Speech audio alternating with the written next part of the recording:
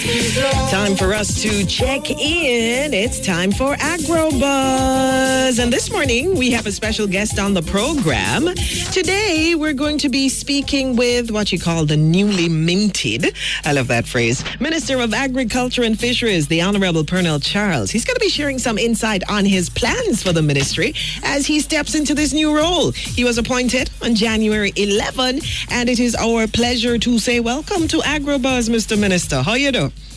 Great. Thank you so much. Happy New Year. I think it's the first time talking to you since the New Year. It absolutely is. Yes. And we're looking forward to seeing the new direction. So now that you have this hat that you wear, sir, could you give us an idea about how your background and expertise from the previous ministry, Foreign Affairs, Environment, Security, helped to prepare you for this role as Agriculture and Fisheries Minister? Well, I've had the opportunity to serve in a wide array of ministries, and so I bring to the table the experiences that I've had at national security, which is where I started out in 2016 as Minister of State. There, contributing to our efforts in terms of providing preventative strategies for prey larceny, and also in my capacity as the State Minister in charge of correctionals. I was instrumental in us developing a self-sustainable plan, a strategic plan, which included agricultural sustainability and utilizing those lands, idle hands and idle lands. I'm excited about the opportunity to collaborate with them again and to get those efforts moving. As you said, in foreign affairs and foreign trade, it's obvious.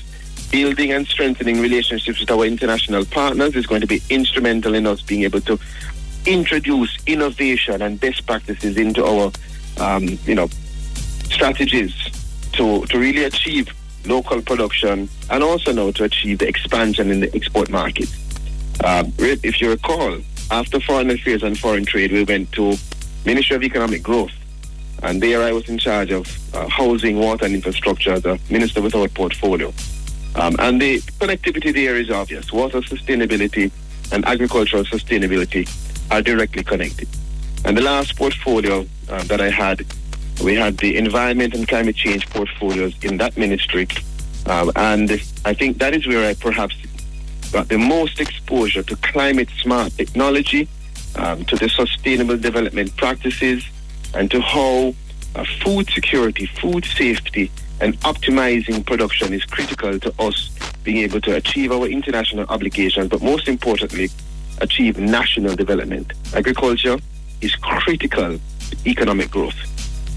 So it's clear you understand the assignment, Minister. So what are the key areas of focus you think are needed to further propel the sector into a productive, efficient, and competitive one?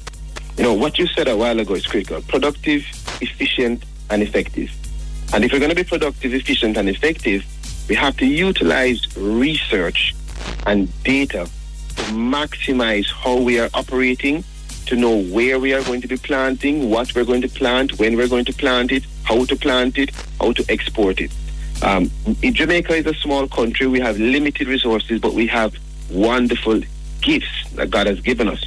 So we have to find a way to use the historical data, utilize the science and information we have now to maximize our use of our assets to the benefit of our people. And I think that's where we have to get Jamaica back on track when it comes down to being the number one in research. When you talk about research, I talk about the genetics, I talk about defining exactly what type and breed of cattle is best for our climatic conditions, what kind of tree crops will be best grown in which area of our country, zoning it so that we can maximize our attention and our efforts to be able to, firstly, we have to feed ourselves.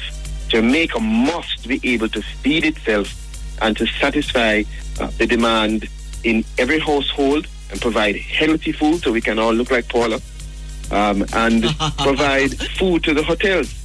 We have a hotel industry that through Minister Bartlett is expanding.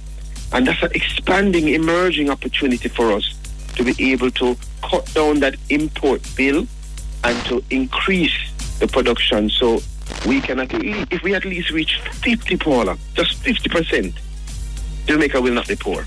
So we have this gift, and we have to know how to use it. I mean, what I'm saying sounds easy. It's not that easy, because a lot of it requires mobilizing and training and building capacity and looking on RADA and the structure and the efficiency and really doing what is necessary to reform. And I'm ready for that. I'm excited about it. I bring to the table my science background as well, which I know you are aware of, where before law, I would have studied in biochemistry and zoology. And so that whole aspect of the using of technology and optimizing is just an exciting part for me. So we have a wonderful team at the ministry. I've already gone in, met with perhaps all the staff that I saw in the building that first day, had a wonderful meeting with the senior executives and our permanent secretary. And I'm just excited to get on the ground. So today, I will be doing my first farmer's visit. I'm heading out to St. Thomas right now. We'll be visiting an onion farm, and then we will be hitting the ground from here. And we won't come off the ground. We're just hitting the ground, meeting, engaging with actors in the industry, and making sure that we can continue the good work of my predecessors, and enhance that and make it even better. So we hear what your plans are. We hear where you're going. We're looking forward to seeing what you're going to be doing. And we're giving you the opportunity to give us like a one-line charge for folks in the industry, fellow Jamaicans, stakeholders. We're thinking about the future of the agriculture and fisheries sector. What is your charge?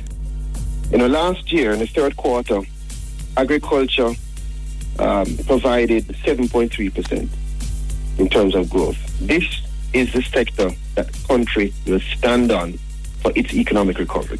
We need you to get involved in terms of providing the quality value-added products, in terms of integrating climate-smart technologies, and using your experience for us to have a robust and resilient agriculture and fisheries sector. I am waiting and listening, and my 2 ears are ready to hear the recommendations, and I'm just excited to work with everyone, all actors in this industry, for us to make sure that Jamaica comes out on top. So I welcome you. We had a brilliant engagement on social media recently where we asked a question and we received almost 1,000 substantive answers. And if that's any indication, I think Jamaica is interested and also excited for us to start this journey. And we are excited, and we were excited to have you this morning so that we could chat. Thank you, Minister. Thank you so much, and all the best to you and to your listeners. Please stay safe, wear your mask, and let us all make sure that we adhere to the COVID-19 protocol. Thank you, folks. There you have it. Minister of Agriculture and Fisheries, Honorable Pearnel Charles Jr., speaking on his new role, one of the pivotal ministries in the country.